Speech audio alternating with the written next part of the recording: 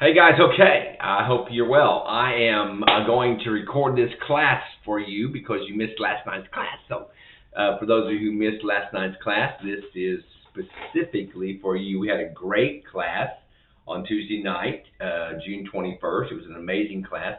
I'm actually recording this in my office the 22nd of June. So, anyway, we talked about chapter 4 of the Grit to Grandeur class. We started out. We're going to be talking about courage today. The courage and character. The chapter was about forging character, and so that's where we're going to go. So we're going to start out. David, in this particular moment, gets hit in a major way. Tested beyond measure. I described it as a gut punch, a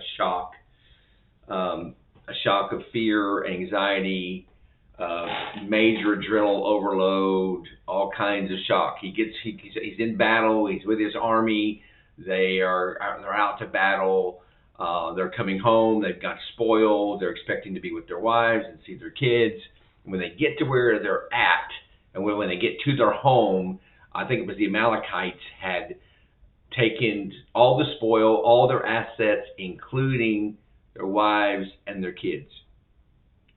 Gut punch, major shock. David's leadership is going to be tested to the limit. And so we can easily tie that to ourselves, and we can think about, when was my leadership, either home leadership, as a husband leadership, on the job leadership, church leadership, when was it tested beyond measure? And then we'll learn what David did in the middle of this test. The circumstances were so desperate that the army wept until they could weep no longer. All I can say is, you and I know that we're in trouble when the soldiers are crying, right? When the army is crying, I'd be worried, right? So it's just a pressing, a distressing, pressing time. So David, and then they turn on David. So David, in this time, he's got an army. He's got to think about his own personal loss of his wife and children. He has to lead men in an army. All their wives, all their kids, and all their assets are gone. So it's a distressing time. In the book, I described it this way from the Bible. 1 Samuel 36, David was greatly distressed, for the people spoke of stoning him, because the soul of all the people was grieved, every man for his sons and daughters. But David strengthened himself in the Lord his God. We will dive into that, of course. But as far as the teaching is concerned, we want to look at two words: distressed. I noticed two words here, major words: distressed and strengthened. Distressed. Just an amazing word. It means it literally means that David's soul was vexed. It literally means that David was tormented with pain. He was tormented with pain. I can't imagine if I come home in Charlotte and the boys are gone, right? I mean, it would be unbearable pain. And as the leader of this army, he has to bear his own personal pain, as I've said, and this is just like work at home, right? So you have an office, you have work, you have a manufacturing place, you have a place to work, or you're a salesman, or whatever you're doing. You have office and home, regardless of what that looks like. So you have office and home, you have office pain, work-related pain, and you have personal pain, family pain. And this is what's happening in David's, what looks like antiquated life. So he's distressed. His soul is vexed. He's tormented with pain. But he does something amazing, and that is he strengthens himself in the Lord, which is a great thing for me and you to do. It means to seize strength. It means to fortify himself. David literally fortified himself in the Lord. I want to look at page 48 in your book. If you want to pick up your book, you can. In the middle of the page, or the top of the page, is the first paragraph. It starts with God's requirements. It says, God's requirements are not always easy. God will rarely do for you what he knows you can do for yourself. God allows us to learn through our struggles. He chooses to allow us to participate with Him so we can discover His ways. Like David, maybe you have some things that need to be recovered or restored. So this story, ultimately, looking at it from God's plan, is about God's recovery and God's restoration. But, the statement, God's requirements are not always easy. And what I'm trying to say there is, this is a moment that's not an easy moment. This is a moment where David has to check what's inside of himself. In other words, his character is tested to the fullest. What is he going to do? God could kill David's enemies, but God's going to have David seek him, seek advice and direction. Then he's going to have him seek the enemy. And then he's going to have him seek and destroy the enemy. Because God rarely does for us what we can do for ourselves. And that is so true on so many fronts.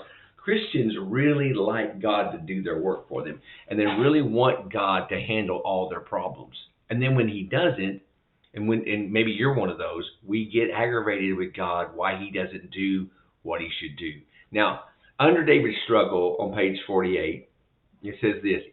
This is Psalm 138, and this is what theologians are saying is what David wrote due to what happened in 1 Samuel 30.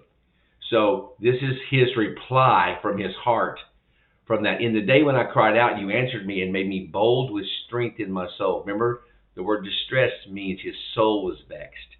So God says here, David says here, you made me bold with strength in my soul. All the kings of the earth shall praise you, O Lord, when they hear the words of your mouth. Yes, they shall sing of the ways of the Lord, for great is your glory, O Lord. Though the Lord is on high, yet He regards the lowly, but the proud He knows from afar. Though I walk in the midst of trouble, you will revive me. You will stretch out your hand against the wrath of my enemies. This is everything that God did in this moment. And your right hand will save me. The Lord will perfect that which concerns me. Your mercy, O Lord, endures forever. Do not forsake the work of your hands. What a great, great story for all of us to share. Now, on page 50, in the middle of the page, we see David's response here.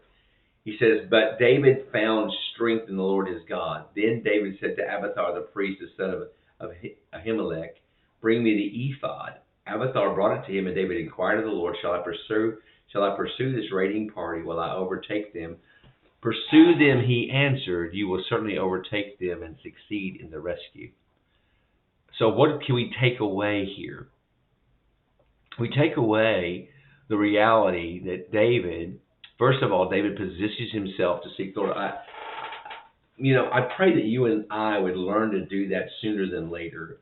I think I find myself at times, first as a man, handling stuff or trying to handle stuff in my own strength.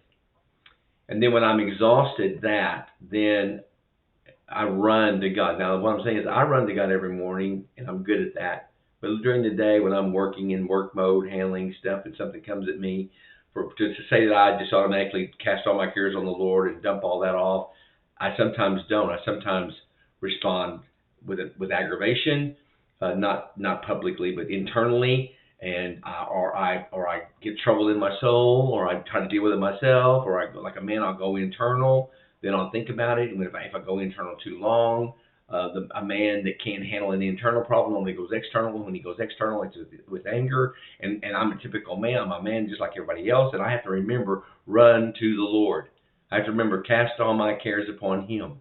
I hope I'm helping somebody. I have to remember God standing over His word to perform it for me. I have to remember His word and His way. So, and David asked for the ephod. The ephod was basically a vest that the high priest wore to go into the Holy of Holies on the Day of Atonement.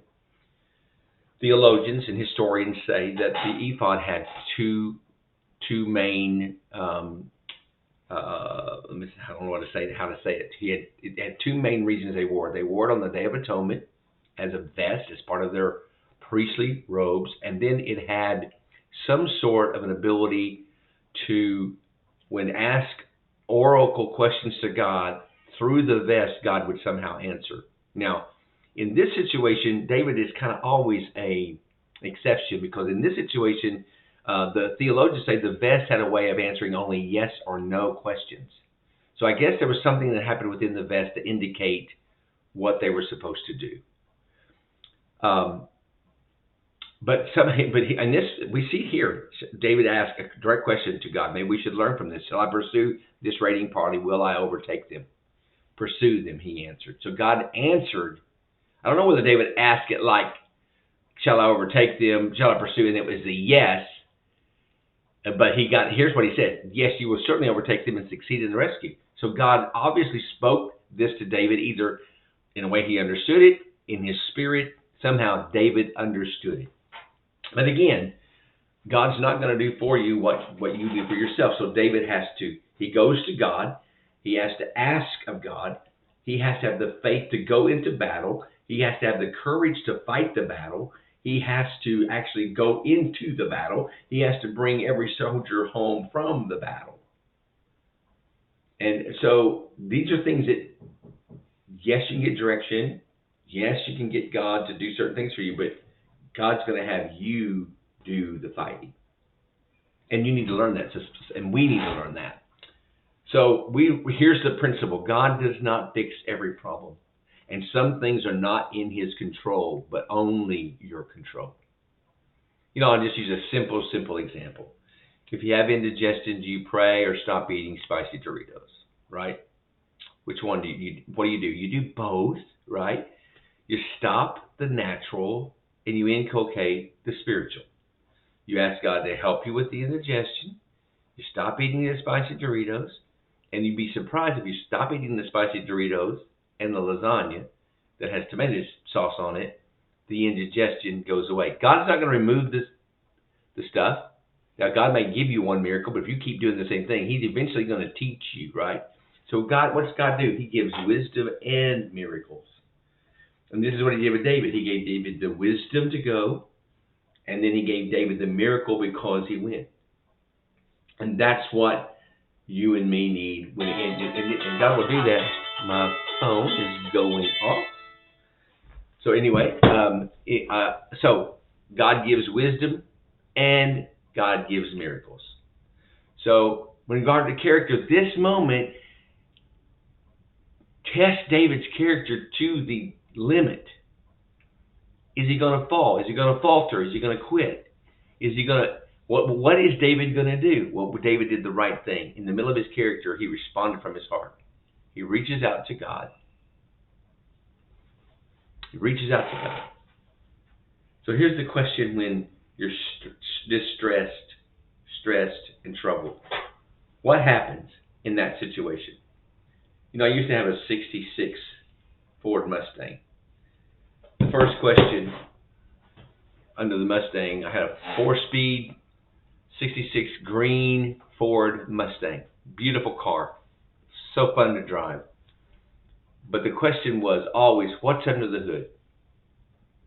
Is it the 289 or is it the 6-cylinder? Because what's under the hood? People evaluate you and me based on what appears on the surface. But eventually they take the gander beneath the surface and they meet your character. Because your character's under the hood. David was a leader. Yes, David could fight. He was known to be a warrior and a worshiper. Everyone knew David could fight, but they didn't know if he could lead. David proves himself to be a leader over and over and over again. How? Because he made great decisions. And how did David make decisions? He made decisions God's way and not his own selfish way. So what was under the hood of David's worship? It was under the hood of his warrior ability. Was David had a warrior and a worshiper's heart and a heart full of the character of God. Now, did David fail? Yes. Was he perfect? No. But as a whole, David was a man after God's own heart. So I want to give you 6 things about character and forging character. Number 1, character is developed Every day your character is being tested. Tested in the simplest things. If you pick up a penny or don't pick up a penny. If you pick up a penny, maybe you picked up the penny because you are frugal and you are greedy. Or maybe you picked up the penny to be faithful. But the truth is, every day your character is tested. One time I stepped over a penny and God said to me, little things matter. And they do absolutely matter. It's being tested by tough choices that life brings. It's tested when you're placed under pressure. Character is developed. It's also revealed. Your character will it is either being erected or it's being eroded, one or the other. But if you'll take a penny, you'll take a dime. If you take a dime, you'll take a dollar. If you take a dollar, you'll take 10. If you take 10, you'll take 100. If you'll take one penny, you'll take $1,000. Because it's about character. Number two, character always reveals itself. Your character is defined by who you are at your core. Your character is defined by what you will do when you are alone. Your character is defined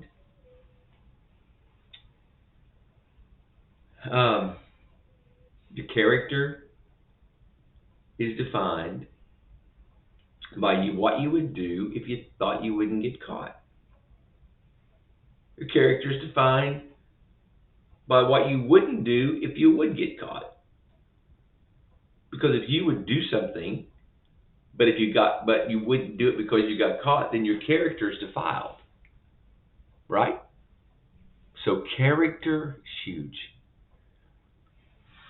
Thirdly, character sustains. When the going gets tough, people with a strong character keep going. People with strong character continue to do the right thing even when they don't feel like it. They do it because it's the right thing to do. I have forgiven betrayers several times, many times, because did I feel like it? No. It was the right thing to do. I've loved the unlovable many times because it's the right thing to do. It's the thing that God commanded me to do.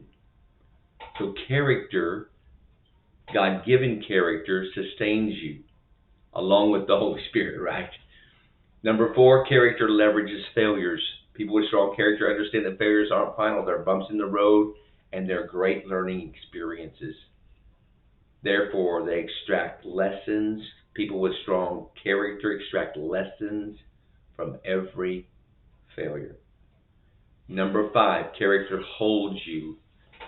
People with strong character remain true to themselves.